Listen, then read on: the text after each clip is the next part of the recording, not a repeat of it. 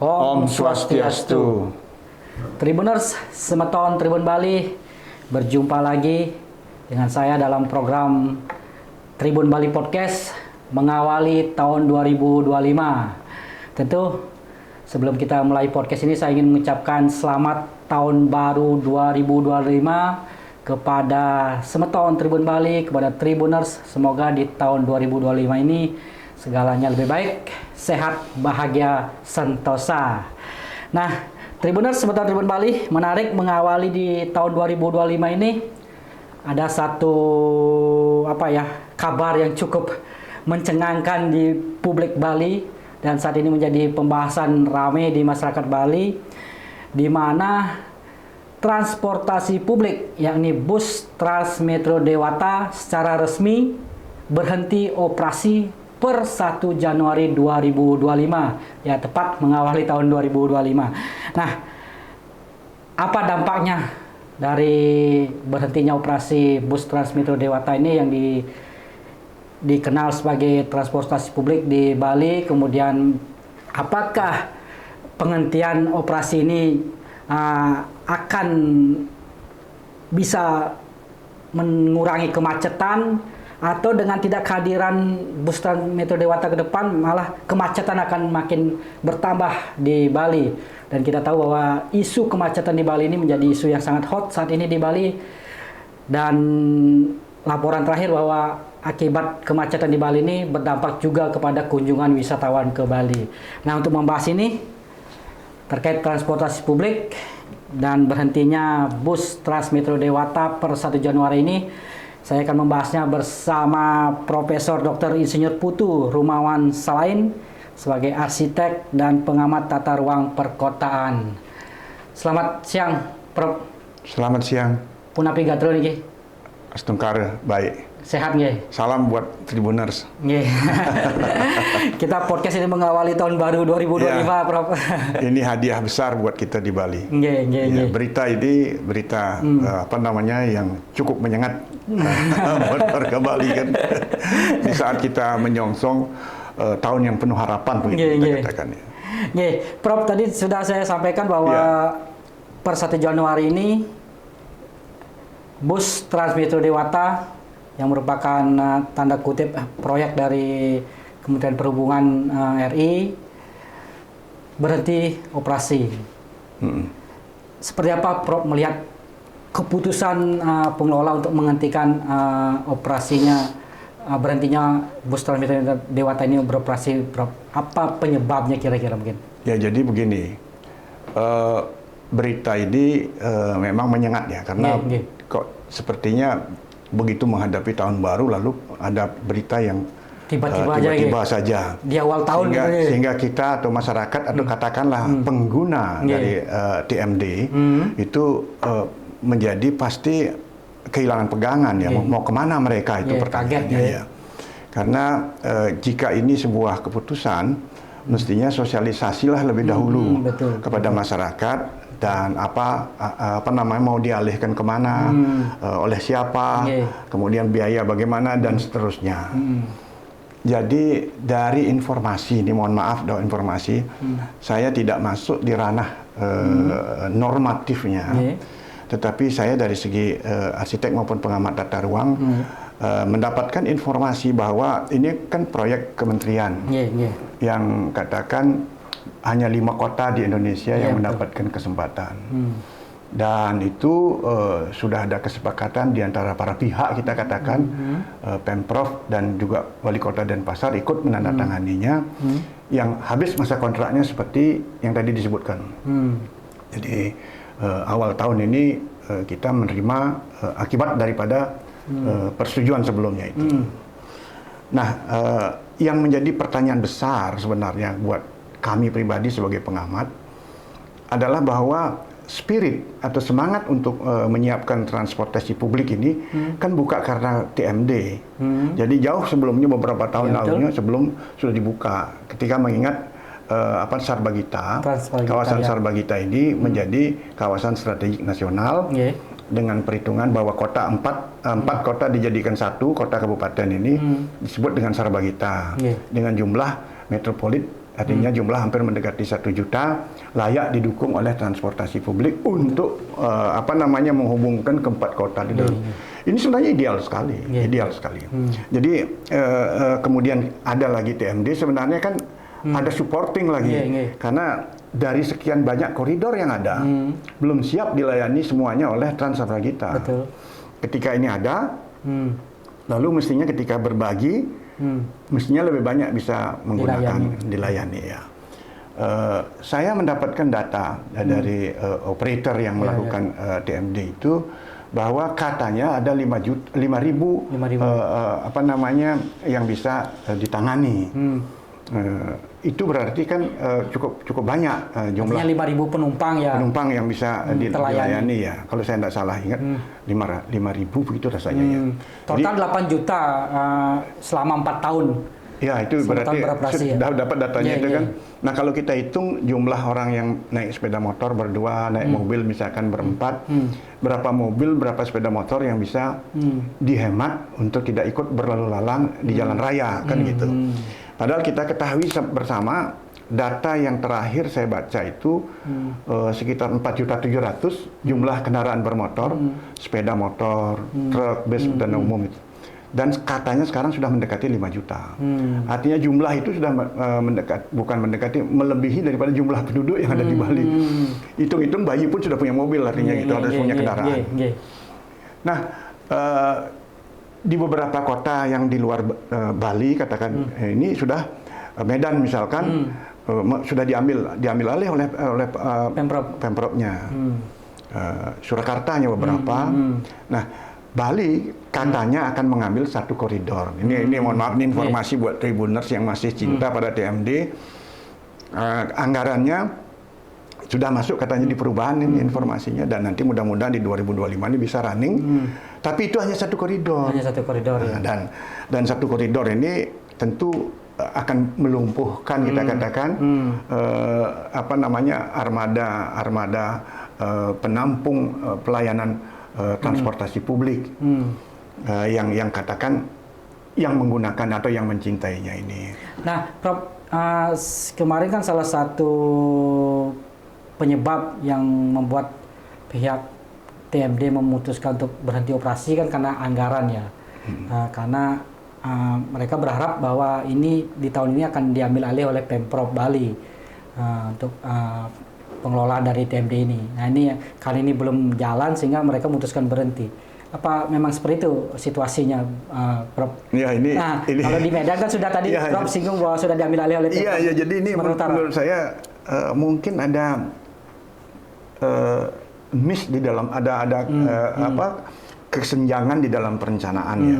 Kalau saya menghitung dari ilmu perencanaan misalkan, kita akan ketahui bahwa ini sudah jalan tahun pertama, tahun kedua, tahun ketiga, tahun keempat. Sudah kita bisa evaluasi ya. Betul. Setiap tahunnya berapa jumlahnya. Kalau dia memang merugi, kita sudah harus berpikir. Dan ketika ada, kok kenapa di ujung waktu kok baru diumumkan. Dan semestinya kan maksudnya 1 tahun sebelumnya pun sudah bisa dievaluasi, baik oleh dinas terkait, baik oleh DPR maupun pemegang kuasa tunggal, artinya tertinggi di Provinsi Bali untuk diambil bagaimana caranya. Kita ketahui kalau kita dalam merancang itu anggaran itu kan ada. Dari X persen itu berapa persen untuk misalkan pembangunan, berapa persen untuk yang lain-lainnya, kan begitu. Sudah bisa diaturkan.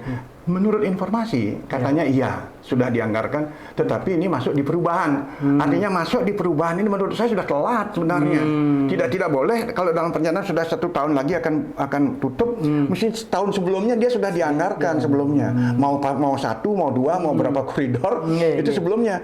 Kok masuk di perubahan, berarti ini kan terlambat berpikirnya. Nah, ini saya berpikir, mudah-mudahan ini bukan karena terlambat seperti dugaan saya, tetapi adalah karena kemungkinan kemampuan keuangan daerah penyebabnya. Tapi saya pikir masih banyak cara, maksud saya masih banyak jalan yang bisa kita lakukan. Dan sialnya lagi menurut saya, kan pinter pusat ini mengadakan proyek ini. Jadi kalau ini dibiayai oleh pusat, nah sekarang diserahkan oleh kepada Pemprov ataupun kerjasama dengan kota kabupaten, kan artinya harus punya anggaran ini. Nah, anggaran ini yang mungkin tidak ada tadi. Tetapi jangan lupa, karena mobil ini sudah berjalan hampir 5 tahun, dia sudah membutuhkan biaya juga perawatan yang mungkin pasti lebih tinggi. Sudah pasti akan lebih tinggi. Apakah di mesin dan lain-lain itu karena jarak yang pendek, persneling yang kecil, kapasitas mesin yang tertentu itu juga akan membuat kendaraan rusak. Dan sehingga dengan demikian provinsi tidak hanya berpikir soal penyiapan untuk operasional, gaji sopir misalkan, perawatan yang kebersihan dan lain-lain, minyak dan lain-lain, tetapi kedepannya adalah maintenance yang akan memberatkan kepada situasi keuangan itu. Nah, Pemprov sendiri akhirnya mungkin tadi Prof menyinggung bahwa telat untuk mengambil keputusan juga untuk mengambil alih pengelolaan ini. Apa mungkin karena setelah berkaca melihat situasi bahwa ternyata bus ini jarang diminati oleh masyarakat, sehingga secara biaya operasional lebih banyak daripada pendapatan. Ya, dugaan saya sudah tadi kan kata telat. Mungkin karena ada pergantian jabatan, kita katakan dalam sekian itu tidak semua mungkin termasuk di dalam pemikiran. Maaf, ini interpretasi. Jadi interpretasi itu sah untuk sebuah penelitian. Kalau salah ya kita buang. Tapi kalau memang salah dalam perencanaan untuk memasukkan pembiayaan itu atau terlambat, itu artinya juga bahwa kita ada hal-hal yang memang harus diambil sebagai penyangga gitu loh. Artinya apa? Transfer kita kan bisa jalan kan? Ya, bisa jalan. Sekarang hebat juga nih di dalam satu wadah provinsi ada dua. Ada dua. Kok ada dua ini yang mestinya kenapa kok nggak bisa misalkan sekarang udah kalau memang dioperasionalkan kan bisa dihitung. Kan bukan gratis walaupun ada subsidi. Jadi uang yang masuknya berapa sebenarnya bisa kita membantu mensupport operasional daripada baik transfer kita maupun TMD ini. Artinya ini menurut saya optimalisasi daripada kedua ini harus memang dengan cermat bisa dilakukan tanpa menghadirkan nantinya permasalahan. Kalau memang ini tidak bisa, kan kita akan berpikir bukan hanya pada masyarakat yang pengguna transportasi publik yang bermasalah, tapi tenaga kerja kan? Ya, betul. Ini kan mau diapain mereka? Itu permasalahannya. Sehingga dengan demikian saya berpikir bahwa komitmen pemerintah sudah melakukan kebijakan mengadakan transportasi publik ini harus dilanjutkan. Apapun caranya, dan ini mungkin PR besar bagi nantinya katakan pemimpin Bali berikutnya. Sehingga dengan demikian pikiran bersama untuk tetap mengibarkan atau katakan mensosialisasikan atau membudayakan transportasi publik ini jangan surut. Berita ini kan agak bombastis bahwa agak meledak begitu, tidak beroperasi itu buat kita itu aduh pada apa gitu ya. Padahal setelah ditelusuri konon kabarnya akan masih beroperasi sampai menunggu keputusan di dana perubahan ini katanya. Dan hanya sanggup satu koridor gitu loh ini. Tapi kan kalau cuma satu koridor kayaknya kurang ya Prof ya. Oh, jelas. Dan kurang ini mohon maaf, ada transportasi publik macet. Tidak ada, pasti lebih macet begitu jadinya ke ininya. Nah, kalau Prof sendiri melihat keberadaan atau kehadiran bus TMD maupun bus Transjakarta kita ini seperti apa, Prof? Apakah memang sebagai suatu solusi untuk mengatasi kemacetan atau malah justru memunculkan kemacetan, menambah kemacetan? Karena kan persepsi ini muncul sekarang di masyarakat. Dua-duanya terjadi sebenarnya. Dua-duanya terjadi ya. Hanya saja kita tidak pernah meneliti secara serius atau pernah diteliti tapi tidak dipublish. Bahwa dengan penambahan kendaraan itu berarti kan menambah jumlah volume kendaraan. Apalagi dia punya dimensi yang khusus. Menggunakan jalan yang sama. Jadi panjang besar lebar kendaraan ini juga membantu menambah kemacetan sebenarnya. Sehingga dengan demikian orang yang berpikir ingin mendapatkan penggunaan transportasi publik tepat waktu itu niscaya tidak bisa. Karena memang dia akan tersikta karena waktu. Tidak ada jalur khusus untuk dia, tidak ada. Beda dengan Transjakarta ya. Iya, jadi kalau dia punya jalur khusus itu berbeda. Ini kalau tidak ada, kitalah yang arif-arif memilih jadwal pemberangkatan sehingga kita tidak terlambat di tempat tujuan begitu. Adanya transportasi publik, kalaupun dia tidak efektif, jangan berharap bahwa transportasi publik itu memecahkan dalam arti menyelesaikan permasalahan macet, tidak. Mengurangi ya. Nah, seperti tadi kan berapa juta katanya itu yang bisa itu. Kalau kita hitung perharinya berapa, lalu perharinya kalau dihitung dengan jumlah dia naik sepeda motor dan mobil, berarti kan bisa mengurangi. Dan kalau bisa mengurangi sekian mobil itu sebenarnya, mohon maaf, bukan hanya rupiah untuk beli bensin atau beli Pertalite atau Pertamax atau beli diesel, tetapi pemanasan mikroklimat oleh karena emisi gas buang ini luar biasa. Dan jangan lupa bahwa keterlambatan itu kalau dihitung dengan jam sudah tidak efektif. Jadi orang tidak efektif lagi kalau umpamanya, maaf kayak kemarin ceritanya di Canggu sampai berjam-jam orang macet ya.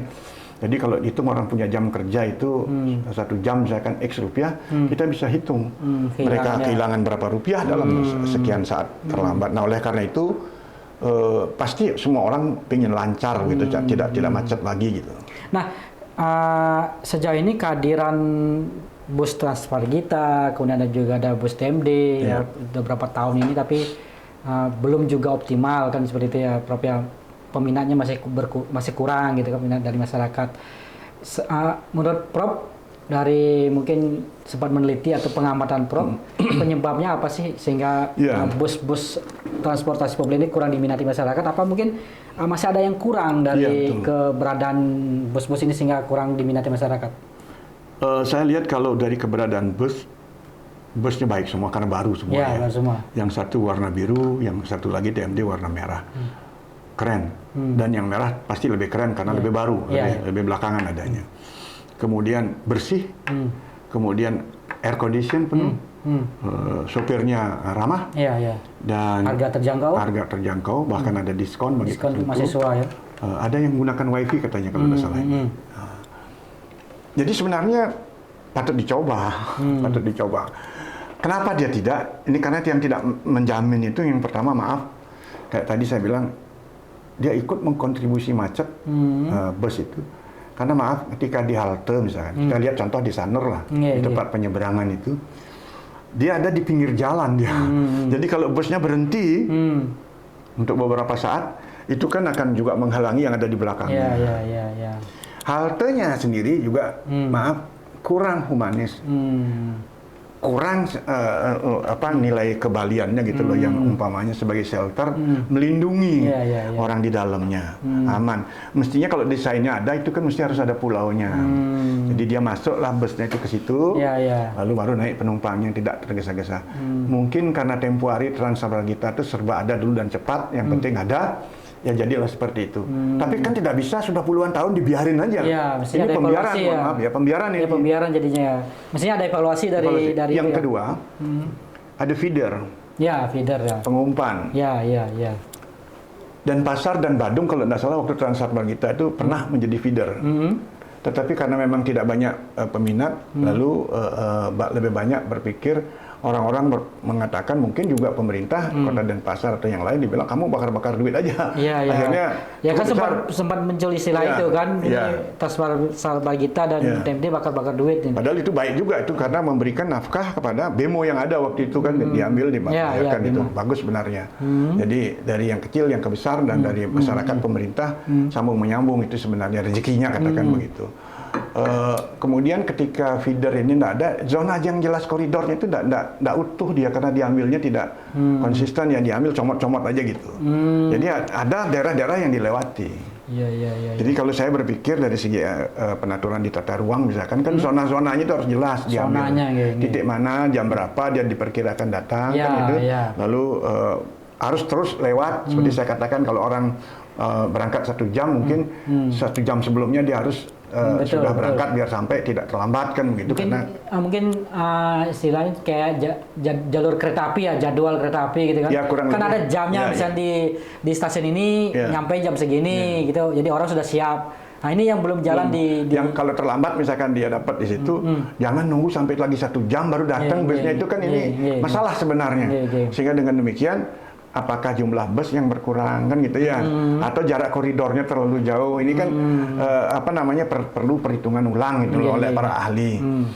Yang tempat lain yang ketiga yang kurang itu seperti yang saya lihat di tempat-tempat di luar negeri misalkan yang pernah saya lihat adalah tempat berkumpulnya seluruh pengguna transportasi publik. Ya. Kalau sebut aja lah terminal sementara gitu ya. Jadi mereka yang datang misalkan di Jalan Suli, Jalan Kamboja, Jalan Patimura, ngumpul di GOR gitu loh. Nah, itu dia punya parkir gitu loh.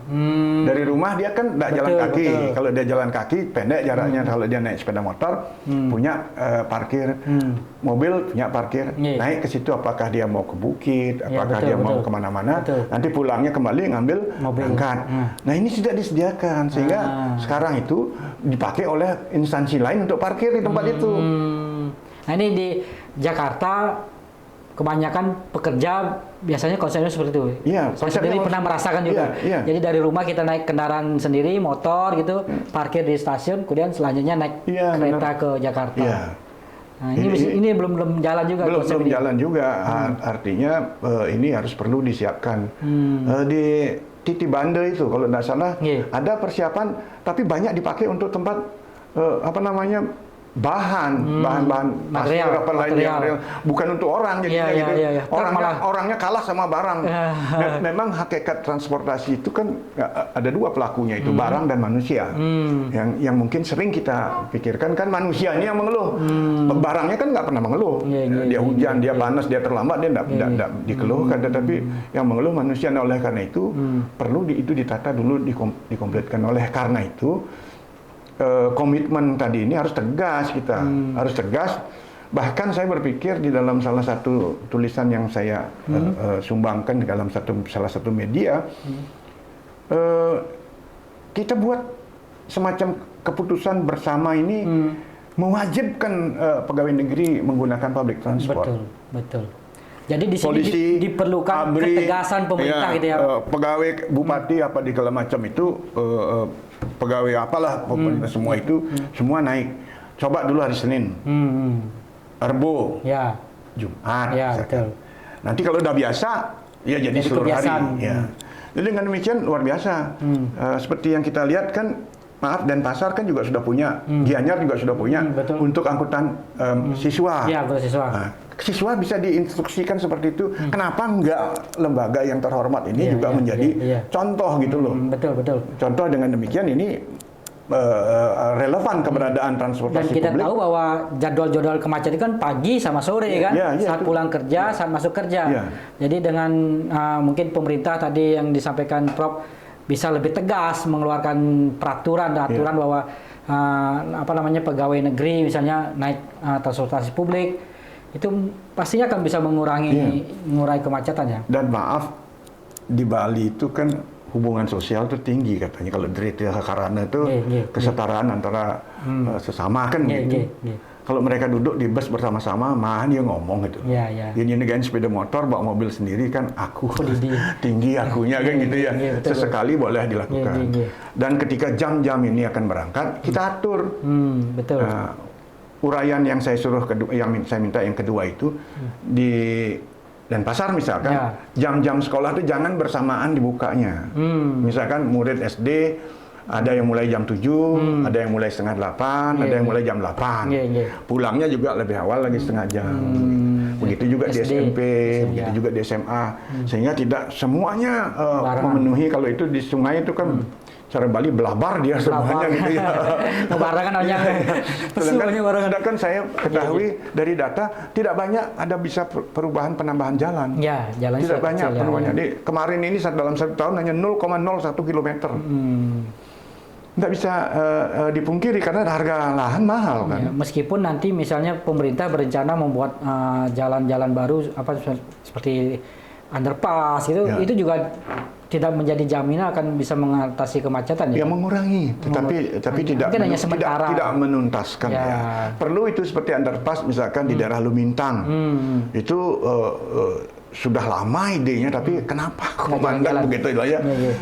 Padahal kita tahu bahwa kemarin kan rencana ini sempat disampaikan oleh Pak Koster sama Pak Giri Praste kan waktu kampanye kemarin. Mudah-mudahan nanti setelah mereka terpilih bisa terwujud ya. Mudah-mudahan beliau lebih mengambil sikap tegas untuk ini, untuk berlakukan, karena kalau ini tidak dilakukan lagi, istilahnya berkurang artinya mati suri. Ya kan, meninggal, ini artinya transportasi publik, wah, untuk membangunnya berat banget. Dan maaf, sudah begitu banyak investasi yang dilakukan untuk membangun transportasi publik ini. Jadi kalau menurut Prof ini, apapun yang terjadi, transportasi publik ini harus tetap jalan ya, harus tetap ada di Bali. Harus tetap ada. Harus tetap ada. Jadi memang tidak ada jalan lain lagi untuk kita melakukan hal-hal yang kurang, mari kita perbaiki bersama. Kan. Nah, tapi ada kecenderungan di masyarakat kita di Bali khususnya, Prof, bahwa mereka kurang meminati transportasi publik ini. Gimana Prof melihat ini? Ya, wajar itu. Karena seperti saya tuh lahir kan tidak di area transportasi publik ya. Tapi anak-anak sekarang itu sudah saya dengar ada yang berebut beli tiket TMD. Mendaftar karena dia bisa dapat diskon. Beberapa sekolah sudah mengambil kesempatan itu. Inilah cikal bakal kita untuk 10-20 tahun lagi. Bakal transportasi publik kita. Apapun dia. Apapun dia terjadinya. Karena sekarang ini kan sedang terus diwacanakan untuk perbaikan kemacetan dulu. Muara daripada transportasi itu macetnya tadi. Sehingga transportasi publik itu mengurangi. Berbagai hal lah keuntungannya yang kita lihat. Sehingga dengan demikian, kalau tidak perubahan mindset ini diadakan mulai dari anak-anak, sulit. Apalagi mereka tidak pernah mengenal nikmatnya menggunakan transportasi publik itu. Saat ini mungkin masyarakat kecenderungan terlalu tanda kutip dimanjakan gitu ya, mungkin ya, oleh kendaraan pribadi.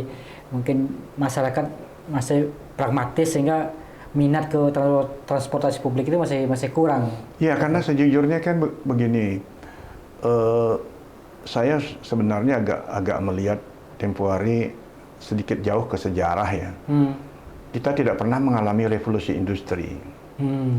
Di Eropa ketika terjadi revolusi industri itu kan dibangun jalan besar, lebar-lebar, rel kereta api, gudang, sampai ke pelabuhan dan lain-lain. Gitu. Kita kan tidak mengalami itu. Kita masa kerajaan aja langsung kolonial Belanda, Republik, tetap tuh. Cuman ya mungkin ada peningkatan pelebaran sedikit, tapi tidak banyak. Jadi ada revolusi yang besar, tetapi kita berevolusi di bidang transportasi. Berevolusi transportasi artinya dari jalan kaki sampai menggunakan mobil listrik kita sekarang, kita katakan. Dari jalan kaki ada bemo dulu ya.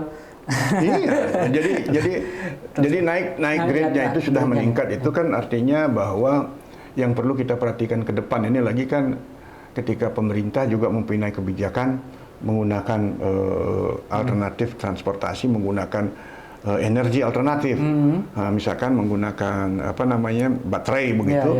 Itu sekarang kan sudah banyak di luar. Jadi mobil yang berbaterai dengan sepeda motor atau sepeda sepeda anak-anak itu sudah menggunakan baterai itu. Dengan sistem industri orang juga mudah bisa membeli, ada yang cash, ada yang kredit.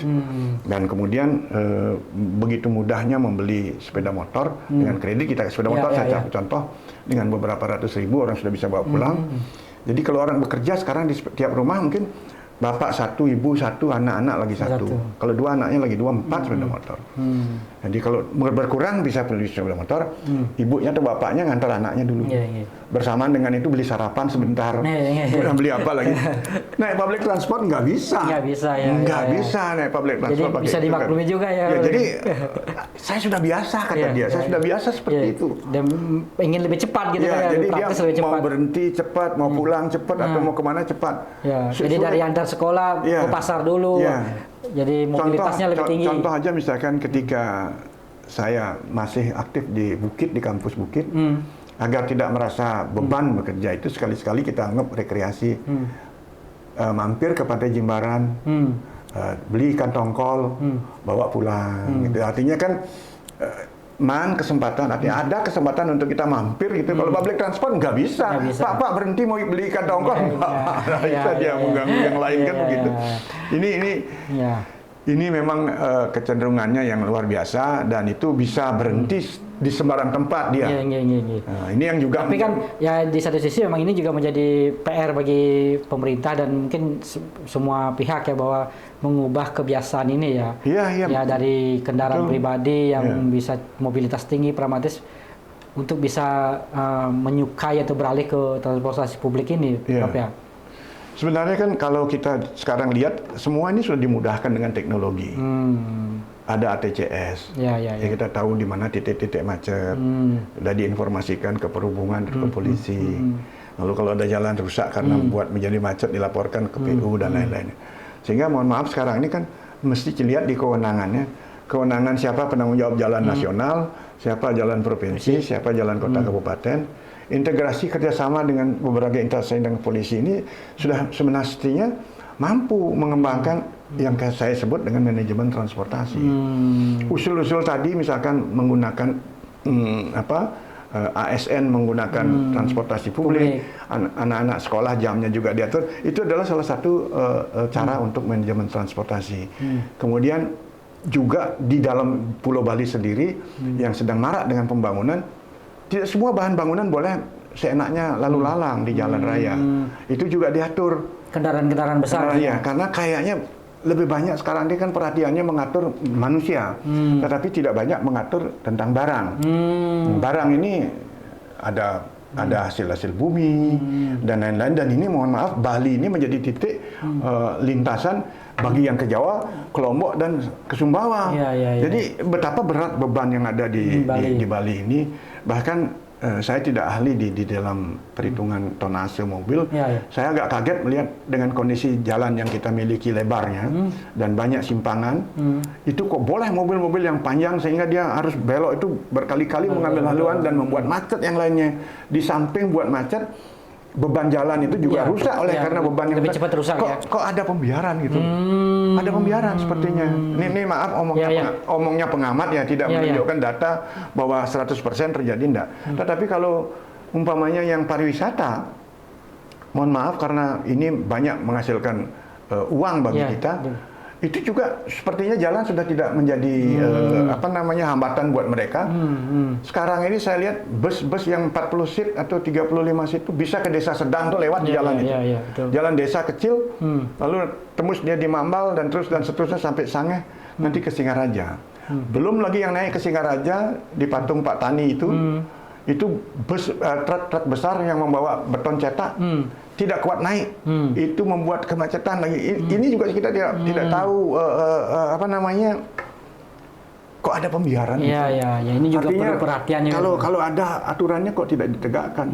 Padahal kita juga tadi saya bilang ada ATCS. Kan terekam ini, ini bawah tinggal calling aja, mengui, tahan orangnya kan tinggal selesai. Ini penyebab kemacetannya gitu ya. Di samping buat rusak beban kendaraan kan. Kalau makin beban jalan, kalau beban jalan rusak kan Pemprov Bali yang kalau itu jalan provinsi. Kalau itu jalan nasional nunggu lagi keputusan persetujuannya kan. Gitu. Jadi ini dilematis sebenarnya ini. Banyak efeknya memang ya, Prof ya. Kita berpikir TMD ini sebenarnya banyak rentetannya gitu loh. Iya betul. Banyak rentetannya, belum jalan, belum rambu-rambu, belum parkir, belum yang menarik lagi di badan jalan itu orang sudah jelas tidak boleh parkir. Tetapi di kiri kanan orang parkir. Jalan raya jadi tempat parkir. Ada toko yang bersaing. Kalau satu toko ada di kiri jalan, yang di depan jalannya harus ada dia dan seterusnya. Parkir dia asal ada dan sepenuhnya. Padahal mohon maaf di badan jalan dilarang parkir, tapi tetap bayar parkir. Ini berarti kan kita membiarkan itu. Melegalkan karena kita. Betul. Kalau perlu sekarang kita tingkatkan harga parkir. Mahalkan harga parkir kalau perlu. Biar orang naik kendaraan pribadi. Tidak melakukan itu.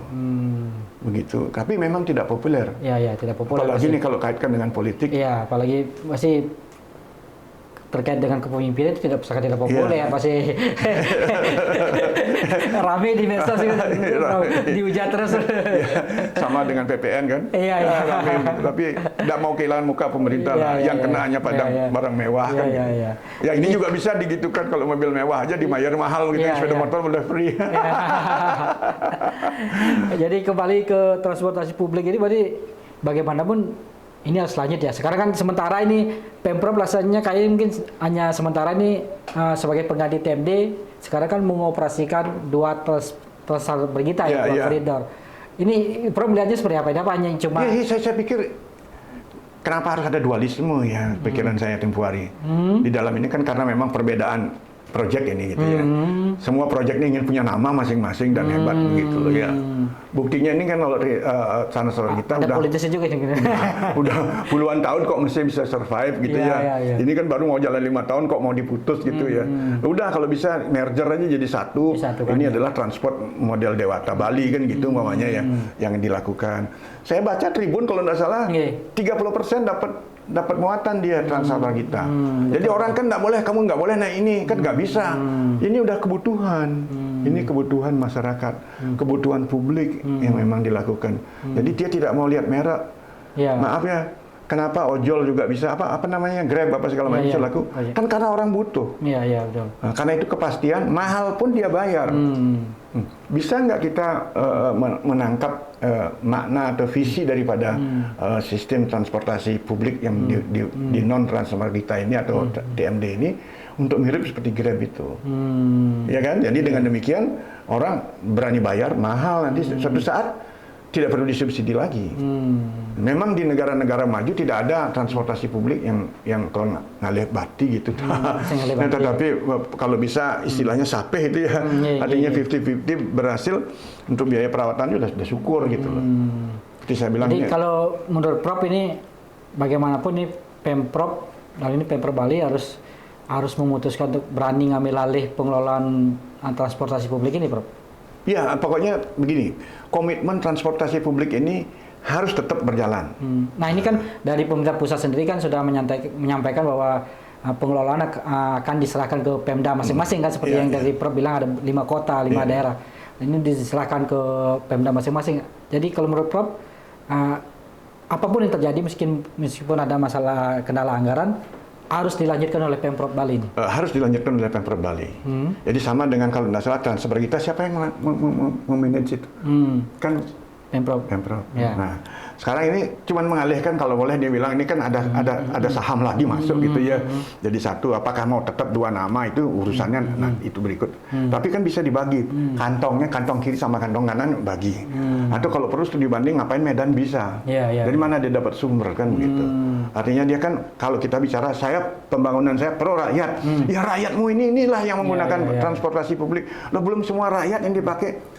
Harapkan semua masuk yang dipakai. Bagaimanalah caranya kan begitu. Artinya perlu keseriusan dari pemerintah Provinsi Bali untuk transportasi publik ini ya, Prof ya. Perlu sekali ya. Salah satunya mungkin tadi Prof juga sampaikan bahwa ada upaya-upaya tegas peraturan-peraturan yang harus dilakukan ya, seperti meminta ASN atau PNS untuk memakai transportasi publik. Kemudian itu juga menyiapkan anggarannya seperti itu ya, Prof ya. Ya, memperbaiki halte, menyiapkan penumpang dan lain-lain itu harus memang ya maaf kalau kita bicara soal misalkan APBD begitu kan di dalam perencanaan memang harus masuk dong. Ya, dinas masing-masing udah tahu berapa biaya feeder, berapa biaya berapa biaya halte. Itu kan dalam 5 tahun kepemimpinan kan bisa tahun pertama apa, tahun kedua apa. Mohon maaf kalau halte kita bisa serahkan dan kerjasamakan dengan CSR misalkan. Oke, pabrik Bentul kamu bangun 1, Aqua 1, kalau diizinkan. Tapi istilahnya kan CSR kan datang juga dari mereka. Kalaupun tidak boleh dengan nama-namanya ya udah, kita tidak usah sebut namanya. Kalau bisa berapa tuh BRI, Bank, BPD. Waduh, mengkilat gitu bisa dibikin haltenya itu ya. Pengliu hidangi halte. Pengliu hidangi ya. Mungkin juga koridornya perlu dibuka lebih banyak lagi ya, Prof ya. Iya. Ada juga usulan dari masyarakat bagaimana transportasi publik ini dibuka juga untuk jarak jauh misalnya sampai ke Negara, Karangasem. Itu harapan ke Bangli, misalnya ke Beleleng gitu. Bangli sudah mengambil jalan cerdas. Itu dia sudah buka, mulai dari Gor berangkat sampai di Kubu. Kintamani. Di Kubu berhenti itu kan dia warna biru busnya. Damri. Dia berani kan dia bekerja sama mungkin dengan Damri dia melakukan itu. Saya kira mestinya harus begitu. Apalagi kalau maaf ya kalau kalau boleh saya bicara, ini kan saya nggak tahu ya kemana lari uang itu, karena begitu uang masuk dibagi-bagi-bagi. Badung untuk sugih masa Singidang yang membantu mungkin begini misalnya gitu. Jangankan biaya itu beli bus saja tak kurang uangnya dia. Betul.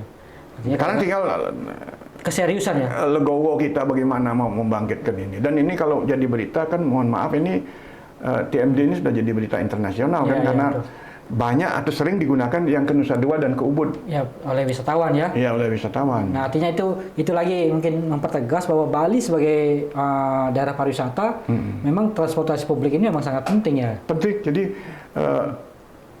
dengan mulai dari airport aja udah biasa. Ya kan? Ada pilihan. Dengan naik rul bersih. Ada segala macam fasilitas. Murah. Itu sampai kapan mereka ingat.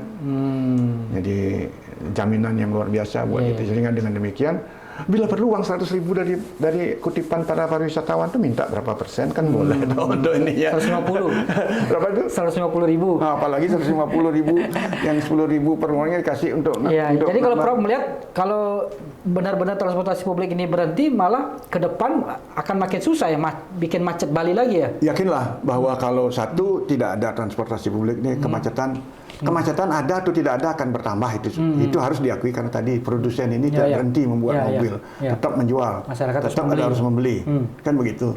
Lalu yang berikut itu tadi adalah bahwa yang tidak bisa kita elakkan itu adalah para pemanfaat ini kan akan tetap menggunakan jasa-jasa mereka walaupun secara pribadi mereka sudah mulai berkurang. Sejujurnya orang-orang yang kemarin ini tidak banyak membuat kemacetan karena mereka tidak kepingin keluar dari rumah.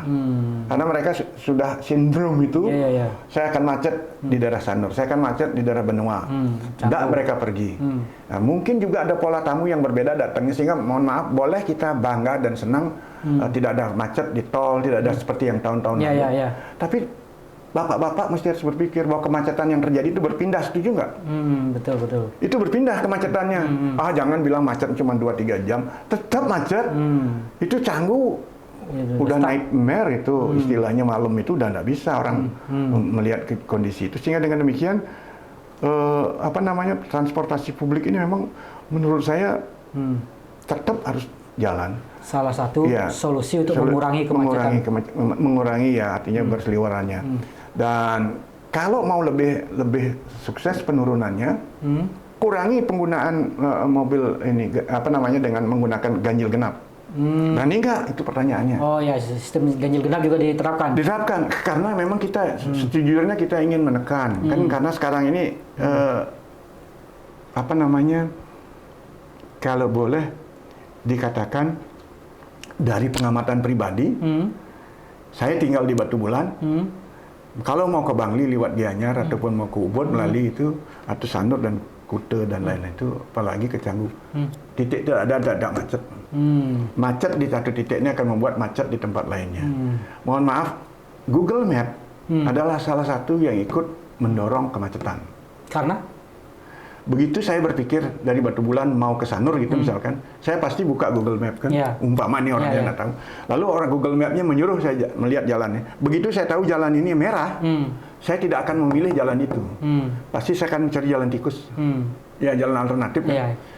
Apakah saya aja yang berpikir mencari alternatif? Enggak. Pasti yang lainnya juga ikut kan? 100 orang yang pakai kendaraan misalkan Google Map itu, katakanlah 40% saja ikut.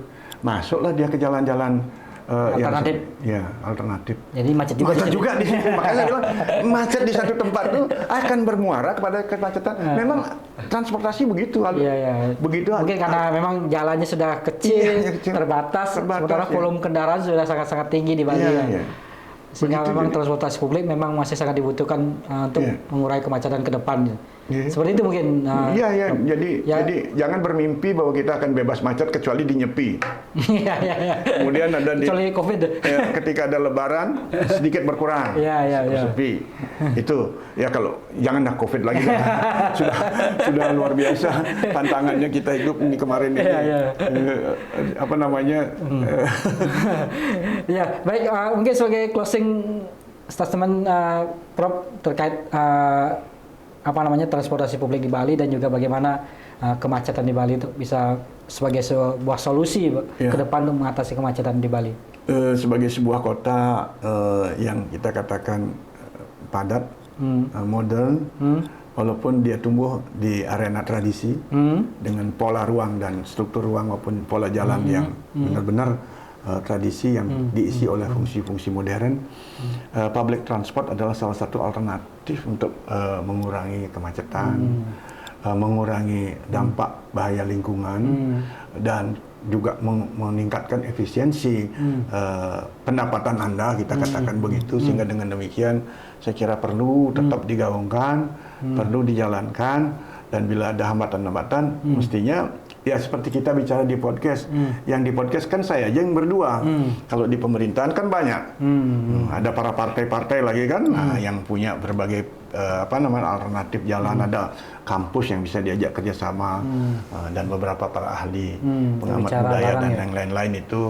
Artinya mohon maaf ini kalau kita berbicara ke depan, apakah underpass sajakah yang cukup dibangun di Bali dan boleh? Bagaimana misalkan dengan flyover? Ini adalah question yang besar. Jadi ketika kita membuat jalan yang melayang di titik-titik tertentu, apakah dilarang? Itu pertanyaan. Karena di Perda bangunan gedung tingginya hanya boleh 15 meter. Betul.